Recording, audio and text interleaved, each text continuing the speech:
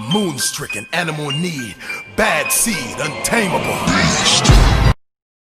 What is up? I'm gonna get right into this video. Like and subscribe. I'm trying to push out that content, so let's keep it moving. Yep, you see me right here on the top for completions. This is basically like a lot of experience hitting this fourth boss. So yeah, this is gonna be a video about just how to beat this fourth boss. If you know you haven't done it yet, there's not gonna be any like speed running stuff in here. This is just gonna be the basics and maybe a couple advanced tips to just get people moving off their feet. So yep, let's get on with it. I actually just recorded this and it stopped recording midway, and so I gotta redo it. Yep, so check it out. I'm gonna start with the stagger here, and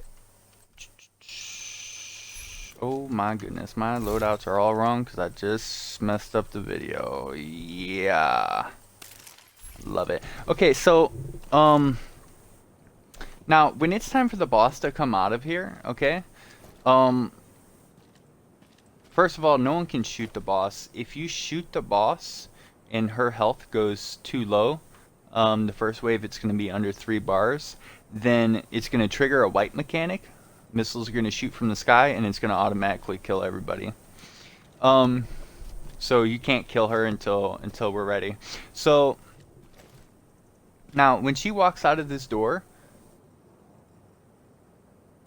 I think it's like 25 seconds, 20 to 30 seconds, she's going to take a knee, okay? And she's going to take a knee for 5 seconds. You have 5 seconds to basically stagger her, or she's going to shoot missiles in the air that drop on your teammates, okay?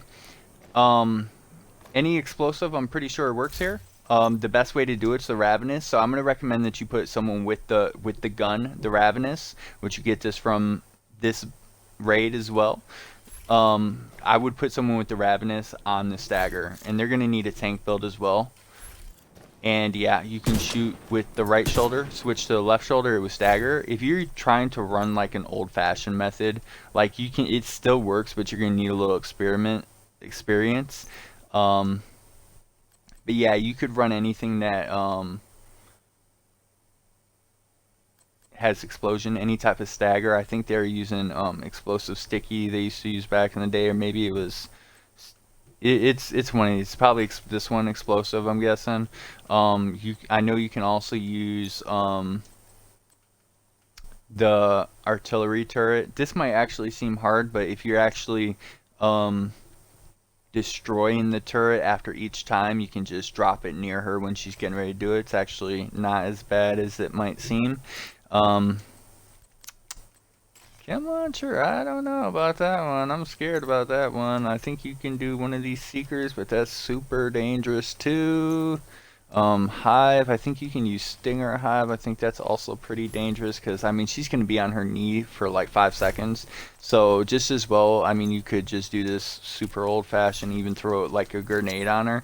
But see how long it just even took me to grab that grenade and throw it. Like, she's already shot all this stuff in the air and just killed all your teammates, basically. So, like, in case of like a super emergency, yeah, you could nade her to stop her from doing the stagger, but you're basically having to like pre-nade her because it's like really to the wire.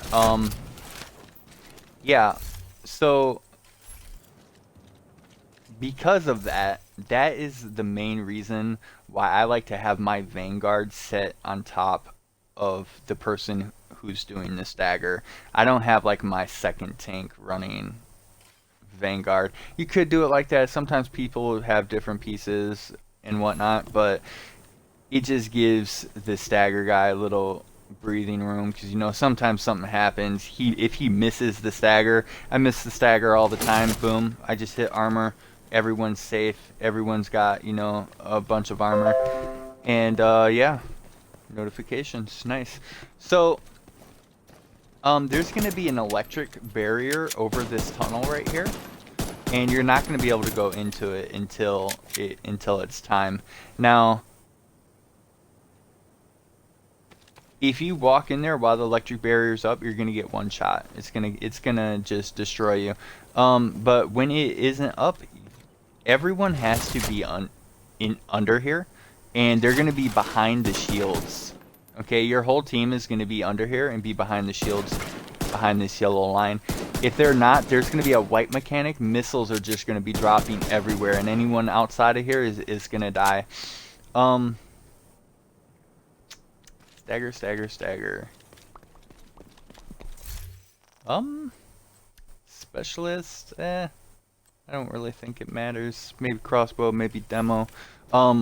Most people die to explosions. There's explosions everywhere. There's mortars shooting explosions. Demolitionist is so good in this because you get to ignore an explosion every 60 seconds. You get no damage from this thing. And you know it's possible you're only getting hit once every 60 seconds anyways. So, man, that thing is a lifesaver. You definitely need to be running that in here, I think. That's just everyone. That's not necessarily stagger. I do think, I'm pretty sure maybe I covered stagger here. Yeah, I'm gonna move on from stagger. I think I forgot something.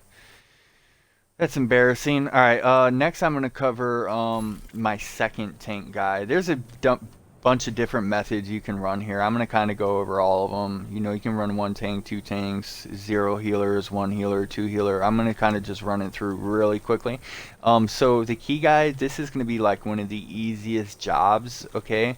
Now, right at the beginning, for example, there's a heavy that's going to be right here. Once they kill him, he's gonna drop a key. When you grab the key, you just have to take it to this generator right here.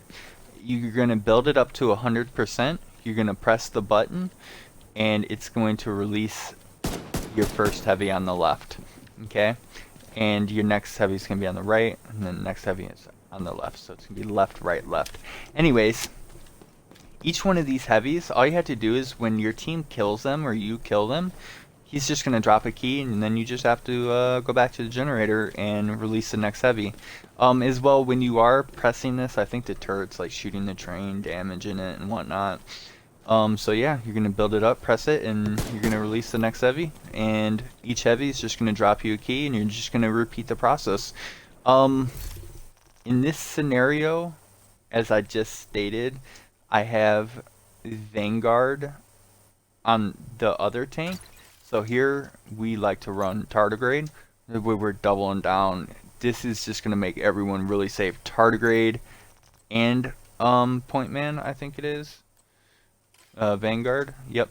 Yep, that makes everyone really safe. I've been experimenting with stuff other than Foundry Bulwark. I like where both ways are going, but I really like, I would probably put Foundry on the guy running keys, and the reason why is because there's gonna be green lasers like everywhere. There's like 10 on each side. Alright, not 10, there's green lasers that you're definitely gonna feel, and they're gonna be damaging you when you're vulnerable here by the key. Even if your tank build, they're gonna melt you, and this is a really good opportunity for Foundry, and it's just gonna shine in this position, I feel like. And yeah, now next, I think opportunistic is the key runner has a lot more freedom than like the other tank doing the stagger. There's a couple phases too where there are no heavies, so he's just clearing ads. Him like running a shotgun or whatever he's running and just procking opportunistic on ads and whatnot, and it's really useful. Or even the heavies, maybe he doesn't have crossbow ammo, which I didn't even mention yet. That's another thing. The key guy, I have him running survivalist, okay, running a crossbow. And then when these, maybe not the first 3 heavies, but the later heavies, when things start getting hectic, he's just crossbowing them. Boom, he crossbows them. They're automatically broken. They're immediately taking damage, and it's easy. There's no heavies running around. It's over with. It's done with. Yeah, so I think that's about it. If I'm going to add another thing in here, it's probably going to be the fire grenades. Man, these things are so good. Highly underrated. You also give 10% from specialization from Survivalists, 10% damage to your teammates, status affected enemies, so you can even be setting stuff on fire, you know, helping you get your special ammo faster, because that's how you get your special ammo, is from getting kills with status affected enemies. Yep, moving on here. I think that's going to be just about it for your key runner. Yep, obviously, y'all know about the armor regeneration. I'm going to stop that there and move on. Oh, of course, too, he is going to be running the shield as well. And you know your team's going to be behind you. I don't remember if I said that, and you know. Yep. Anyways, moving on here. So that's your key runner, and that's your stagger. That's a 2-tank method, or just the positions in general. Now, the next positions here we have are going to be called our rocket guys. Now, just to clarify as well, you start over there. That's where you walk out of. Now, when we're talking about directions, we're talking about directions when looking at this train. Okay? So this is going to be front left. This is going to be front right. This is going to be back right. This is going to be back left. Okay? So, back left right here, this door right here, this door is where the rocket guy is going to spawn at. Now, there's going to be one person back here. All this person has to do, this job is really easy as well. They just have to kill one pretty weak ad every like 20 to 30 seconds, I think it is. That's all they have to do. They just have to kill this one ad. Now, when you do kill this one ad, it's going to drop a rocket. Just grab the rocket, and you're going to shoot it at the red bullet being loaded into the train. Now, that's a white mechanic bullet up there. If you do not kill that red bullet and it gets loaded in, it automatically kills everybody. So that is priority. Yep. And that's about it. You have to shoot the bullet 6 times with the rocket. And yeah, so that's going to be back left rockets taken care of. I don't really think there's much more to really say about rockets, so we're moving on here.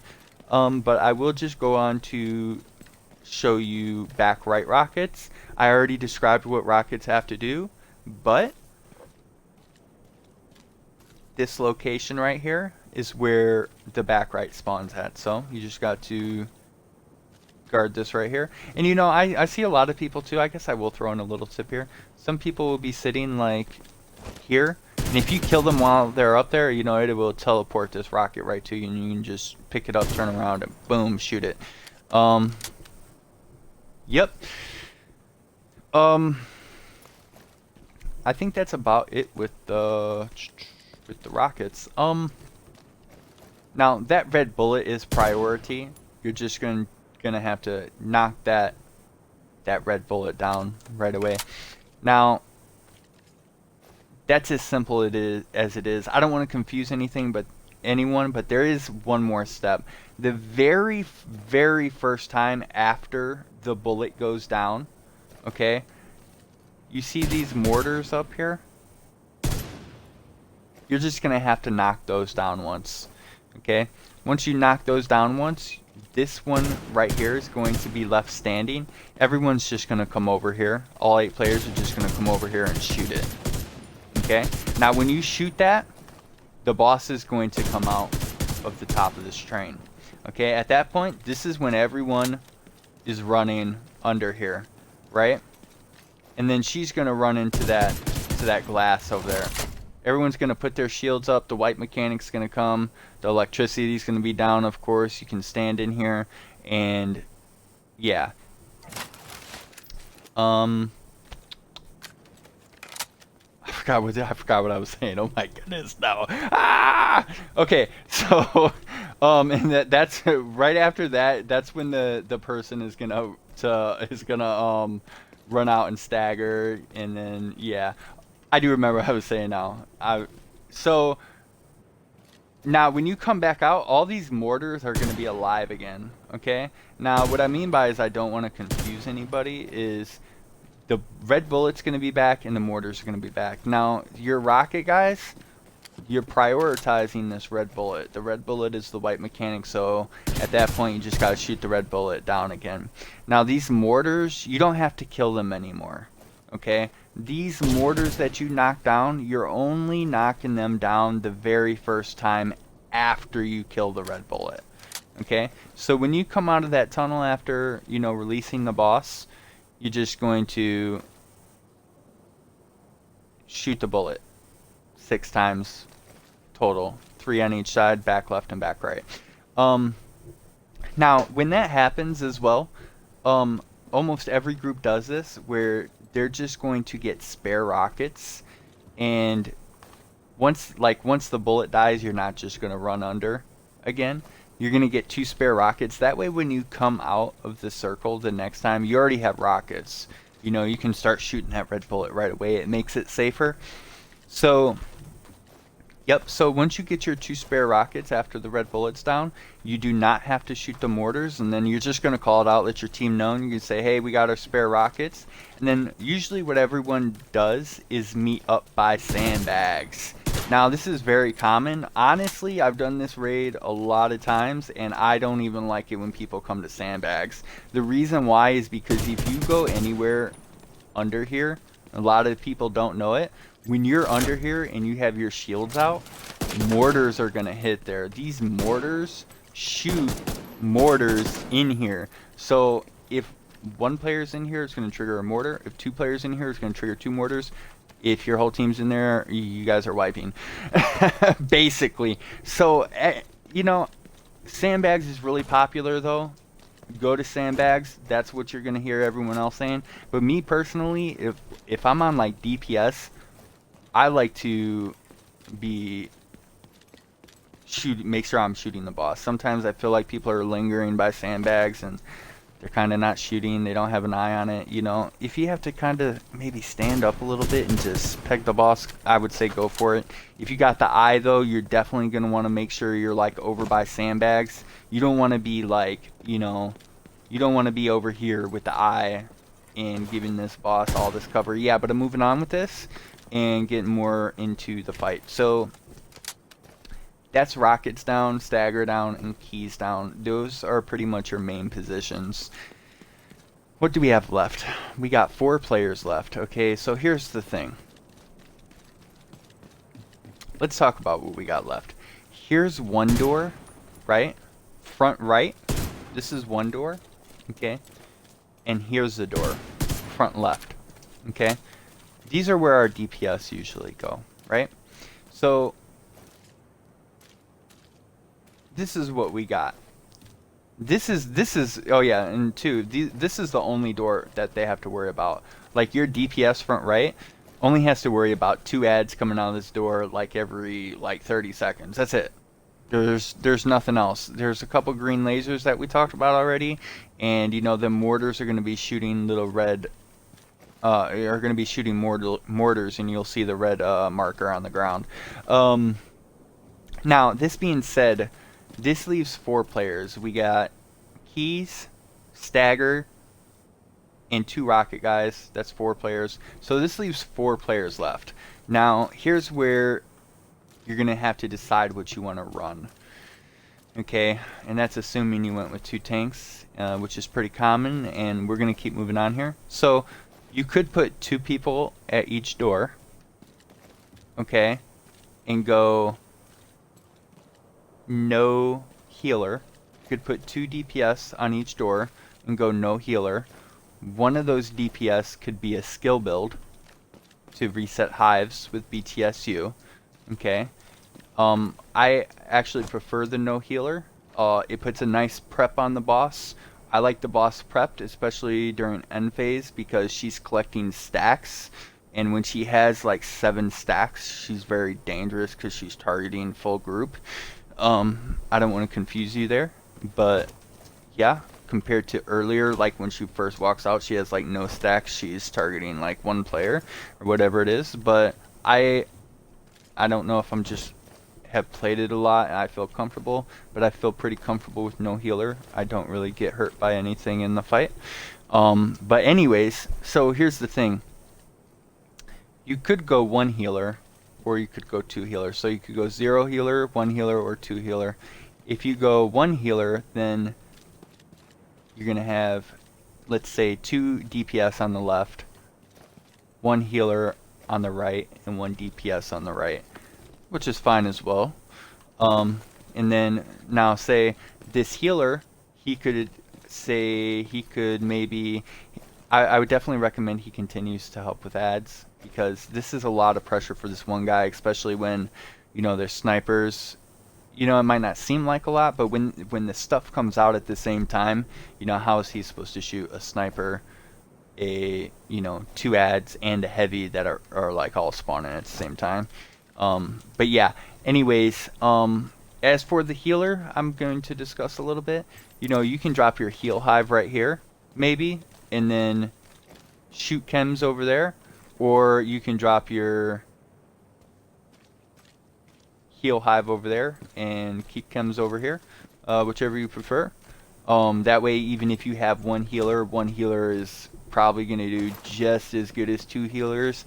I don't like running 2 healers, to be honest.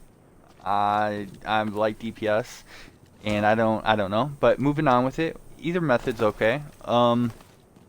So, and then next you got 2 healers. So you could have 1 DPS on each side guarding the doors, and they could have their own personal healers in this situation.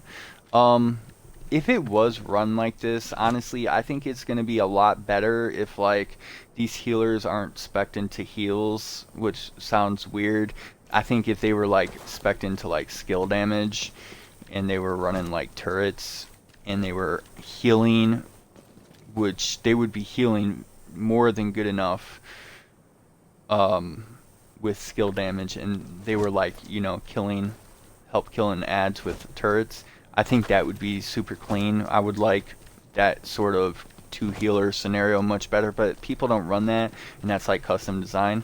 And this video is 22 minutes long so far, and yeah, this is a bit more than I expected. I'm sorry about this. I'm trying to rush through this, but I'm just trying to make sure everyone, you know, knows everything.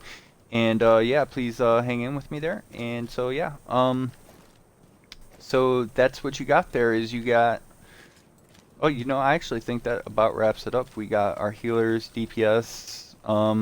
You know, I'm going to throw something out there. I'm going to say tamper-proof is really popular in this raid, especially in public games. If you're, like, not private speedrunning and you're just trying to make sure that it's super safe and you're getting through it in a timely manner, just, like, dropping, you know, you're not even on a skill build. Like, say you're DPS, you're just dropping a turret there. And turrets have really high duration. It's just shocking stuff, you know. Dropping, you know, even your revive hive.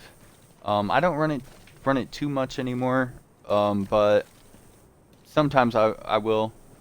Well, not really, to be honest, but I do think it's really good though still. I got a couple other builds that I run now. I used to run it a little bit. It was fun. I still highly recommend it. Now, what very important part did I leave out? Give me just 1 second here to see if I have any good information for you.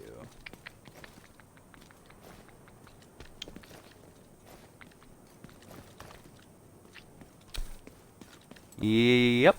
I think that's, oh yeah, so, yeah, once you kill her for the last time, you're gonna have to go back under here one last time. Oh goodness.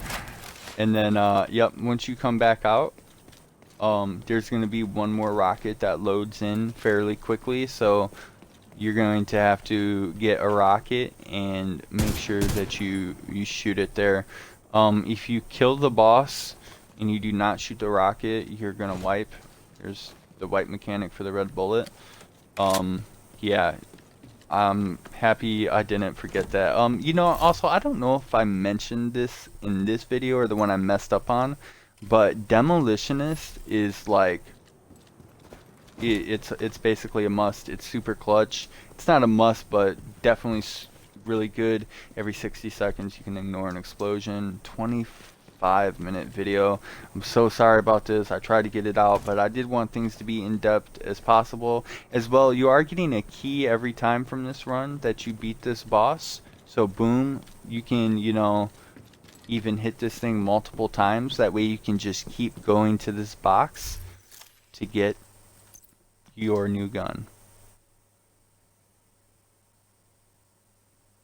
Yep, this thing's awesome. Very nice, especially on the tank build. When them heavies come out, I can proc 10 million armor. You see where all my white armor is now? It will look all blue. 10 million armor build. Yep. Thank you. Please like and subscribe. Thank you if you stuck around for the whole video. Thank you for bearing with me. This was not scripted, and yeah, Ape,